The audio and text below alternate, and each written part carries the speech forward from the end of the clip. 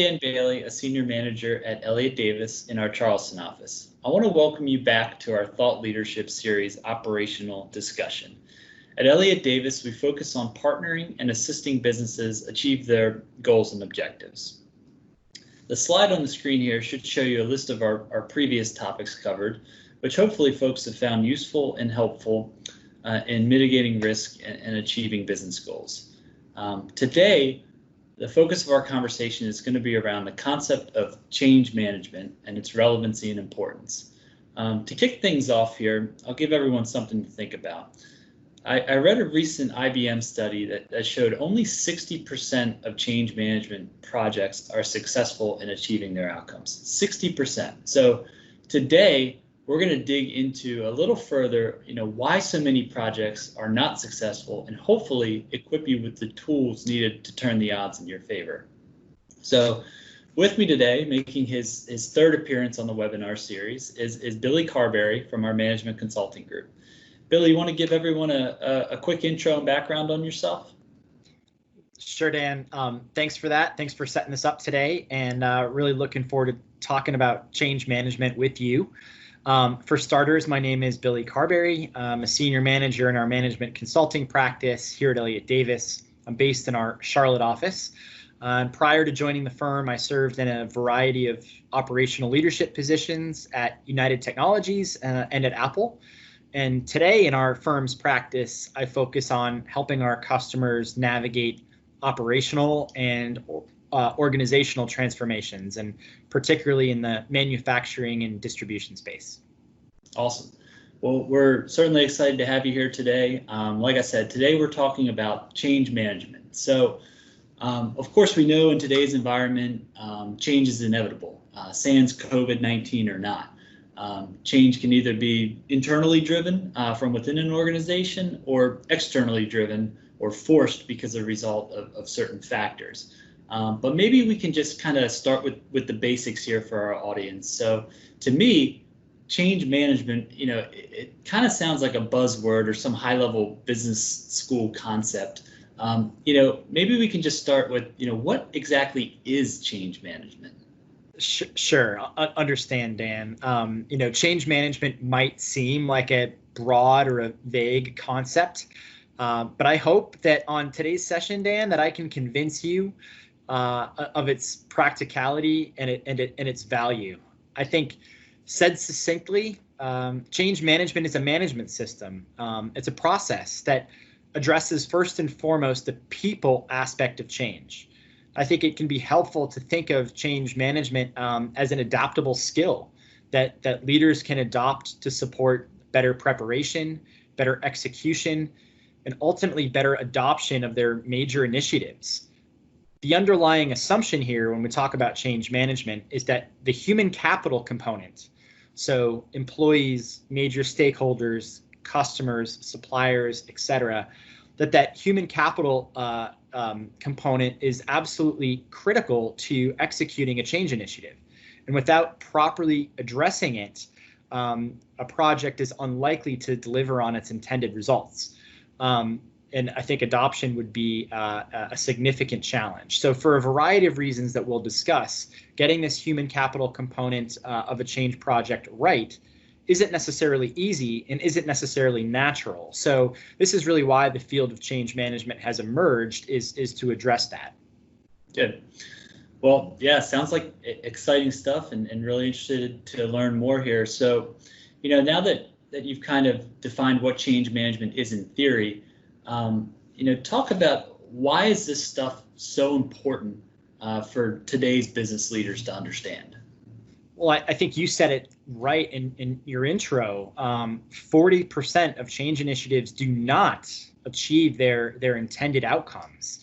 And business leaders, as you mentioned, are surrounded by changes in the external environment and the internal environment.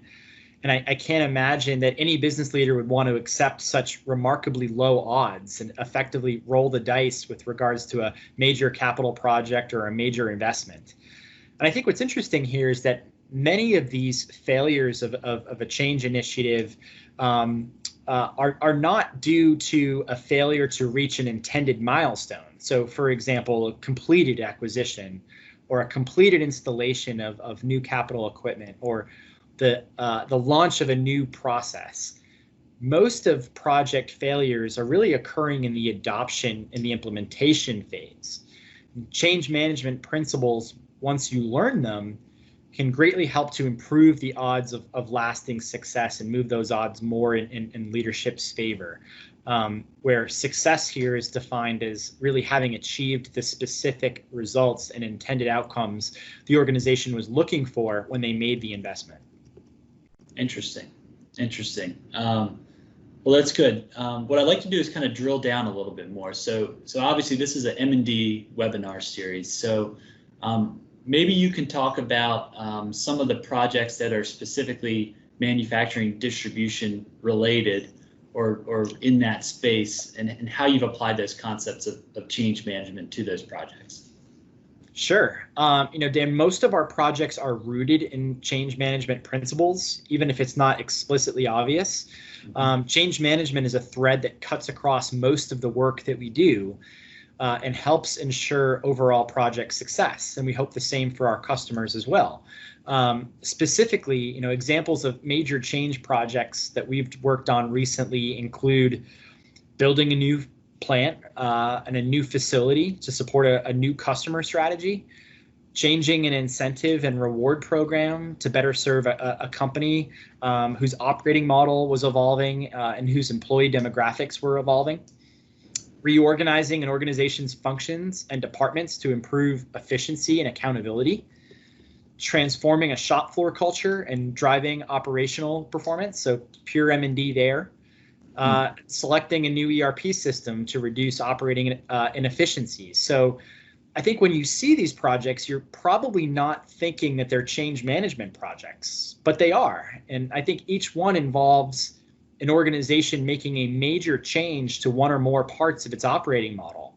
And all of these projects affects employees and other stakeholders considerably. So without planning for this and without accounting for this human capital aspect at the project's origin, at the project's outset, these probably wouldn't succeed in the long run. Yeah, good. Yeah, so certainly sounds like the concepts of change management kind of permeate through a lot of different areas of the organization.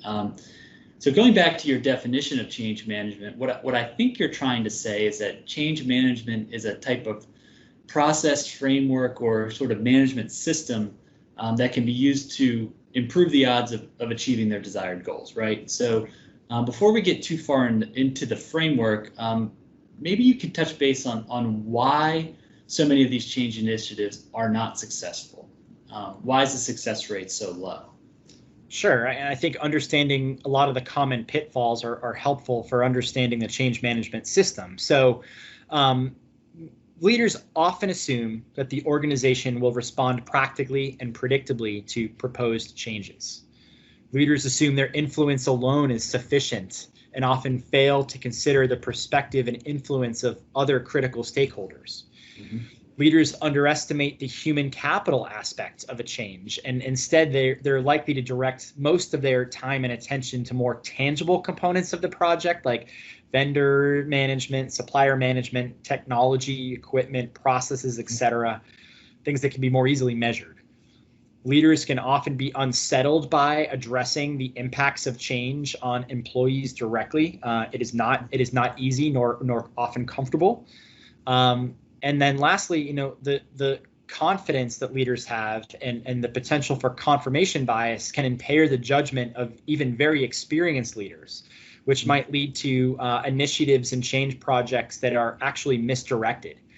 So I think the key point here is with these pitfalls is that even exceptional leaders can have these blind spots that need to be controlled for. Yeah.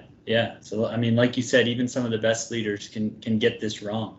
So definitely some barriers and obstacles to overcome. Now, personally, I've been part of a couple different organizational changes, whether it's implementing a new ERP system or moving in a new strategic direction. I mean, I can tell you from personal experience, change is not easy. I would also argue many times there's a natural tendency within an organization or within individuals to resist change.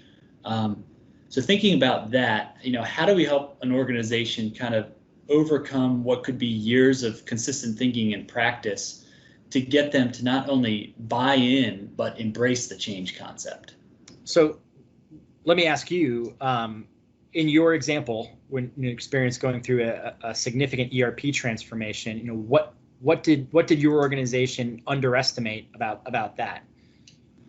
Yeah, good question. I mean, we were a 250-year-old manufacturer. We had a current ERP system that all the employees were trained on. They'd probably been working in it for 20 years. So, our biggest challenge was really retooling and retraining folks that had been doing something for a certain way for a very long period of time. Plus, with that, we're asking them to put in a lot of extra time above what would be their normal daily workload to help get this thing implemented. It's a tall order, really, to get the organization on board with. Yeah, no, I think you said it perfectly. It's really about getting people on board and getting that buy-in from the broader organization, which a lot of organizations underestimate. And I think that's a really good transition to talking more about what change management looks like in practice. So keeping you waiting long enough. So change management can look like a few different things, but we're strong proponents of an 8-step framework, which we believe is highly effective and straightforward to implement here. So first, create a sense of urgency. And this is about rallying the organization around the imperative to do something differently. This is really the first step in the process. Some people call this the burning platform. That might be something that you're familiar with. Second, creating a guiding coalition of senior leaders. And this is about ensuring that the leaders of major departments and functions have had the opportunity to contribute to defining the solution and ensuring that they're fully aligned with the change program.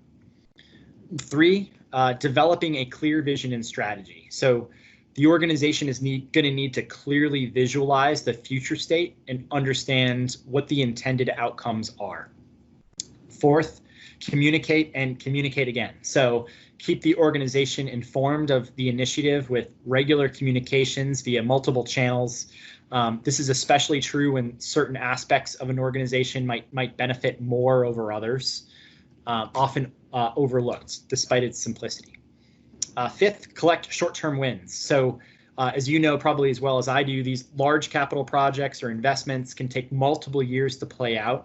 So it's important to demonstrate progress to the organization within that critical first 18 months to avoid what we might call change fatigue.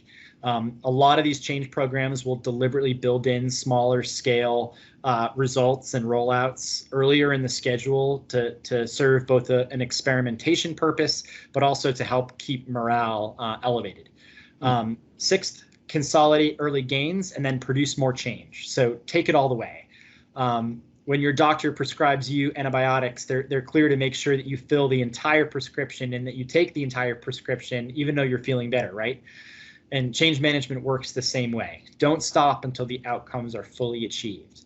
And then 7th, anchor new approaches. So make sure the change is truly embedded in the organization's culture and norms. Ultimately, these are the steps that are going to help lay the foundation for a project that is transparent, inclusive, and fundamentally oriented around people, which is really the recipe that we want to create here. Yeah. No, really good stuff. I mean, I'm sure we could talk all day about any of these topics, but I really want to maybe just pick one to drill down on a little bit. And that's this concept of the guiding coalition and support network that you talk about. So what does that look like? What are the action steps here, and where does that really take place? And then maybe you can talk about, why is that such an important piece of the puzzle here? Yeah, so we talked about some of the common traps of change management or pitfalls, right? And one of those is not having the right people plugged into the project from the project's outset. So a critical principle, or critical component of change management is to get this support up front. This often means identifying stakeholders who are responsible for execution and stakeholders who are directly impacted by the change, and then bringing them into the conversation for their feedback and their ideas at the project outset. Interesting. So what problems does this solve? Kind of ensuring that we have the right stakeholders and bringing them into the conversation early. Yeah, so that guiding coalition is a critical step, and I'd say that it probably solves at least three purposes. One, it first of all, it helps ensure your left and right hand leaders who are responsible for execution are aligned with the project and are actually going to use their influence to support it within their groups. Second, a supporting network can help bring different perspectives and insight to a problem. It's pretty common for a senior leader to initially want to make a change that might not correctly address the primary root cause of a problem. It's unreasonable to think a leader can have full knowledge of everything in the organization. These additional eyes can avoid the common ready, fire, aim problem that we see in a lot of companies. And then third, when more people are able to contribute to crafting the future state, the more ownership over the future state there will be, and the better the adoption will be overall. Good, yeah, good stuff. So kind of, I guess, continuing along this way, kind of given that need for the guiding coalition and bringing in the key stakeholders, where do we feel that change management best sits within the organization structurally? How are we organizing the key stakeholders around this concept? Great. It's a great question. So we firmly believe that change management is an organizational skill, and a skill that's especially important for COOs, CEOs to understand and to have and to know these basic principles. But we are beginning to see the emergence of formal roles within the organization dedicated to change management. And in smaller organizations, this might start within a program management team or function or individual, or a continuous improvement function or something similar. In larger organizations, especially organizations going through a large change initiative, change management might be carved out in its entirety. Outside perspective and support is often really beneficial here as well, to bring expertise to managing a deliberate process. Those who have the expertise to insert themselves into the organization, interview broadly, and really objectively identify those barriers to change. This outside perspective can also be especially beneficial to have on board without diverting significant resources away from day-to-day execution, which you mentioned when you were talking about the challenges of your prior organization's ERP implementation. So as we see in countless change exercises, the complexity of the project that lives under the surface is often much more than leaders originally anticipate. Good. So from what I'm kind of gathering as we're starting to wrap this up here is that really change management is a process and frankly a skill that can be cultivated and applied to many different areas of what we'll call kind of change events. So looking back at some of our past webinars, we've talked about project management, we've talked about mergers and acquisitions and some other significant corporate events, but I'm struggling a little bit to differentiate between project management and change management. So how can I think about how those two things differ? A great question and a really common question. So project management is primarily concerned with project delivery. Is the project delivered on time, on budget? Does it meet the requirements that we set out? In some cases, project management will track progress towards an intended results or outcomes, but not always. So what this looks like more in project management is, did the technology get installed and set up and implemented? Did the new production equipment arrive on time and complete qualification? Is the new organizational design now in effect and org charts changed? Change management is more of an overarching approach that really focuses, like we mentioned, on the human aspect of a project and is primarily concerned with achieving a desired outcome and a desired result. And change management really achieves this by beginning in earnest long before project execution begins and seeks to answer, are we solving the right problems? Are we focusing on the right things? Is there sufficient buy-in and sufficient organizational capabilities to execute these intended changes? These are all aspects that will live long before and long after a technical project management work is complete. So the two concepts are very much related. They work very much hand in hand, but change management is a more overarching concept that's really focused on the people aspect of change management, not the technical program execution. That's good. So what I'm hearing is that it's hard to get project management right without a good understanding of the concepts of change management. So exactly. Yep. Really good. Well, hey, we're sort of getting to the end of our time here. I think we covered some really good stuff, and hopefully everyone listening will find it beneficial. We're going to put up a closing slide here with just Billy and I's contact information, just in case anyone wants to have any further discussions on change management, or really any other topics that we've discussed throughout the webinar series. We're always happy to have a conversation. Whether it's contemplating a change event or just want to bounce some ideas around. Like I said, we're always happy to have a conversation. So that'll about wrap it up. Billy, really, thanks for joining us today. Awesome stuff. I think the next webinar coming up will be sort of our last one in this series here, and it's centered around risk management. So we thank everyone for listening so far and joining us today.